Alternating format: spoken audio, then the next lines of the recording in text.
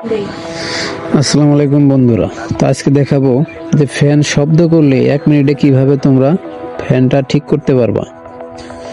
তো ফ্যান শব্দ করলে সবার কাছে বিরক্তিকর, তো মেকারের কাছে যাইতে হবে না, তো নিজে নিজে কিভাবে ঠিক করবা সেটাই দেখো। তো প্রথমে ফ্যানটা খুলতে হবে, খুলে লাটগুলো ভালোভাবে টাইট দিতে হবে। অবশ্যই লাটগুলো চেক করতে হবে যে লাইট কোনো লুজ কালেকশন আছে নাকি। তো সেটা চেক করার পর ভালোভাবে টাইট দিতে হবে।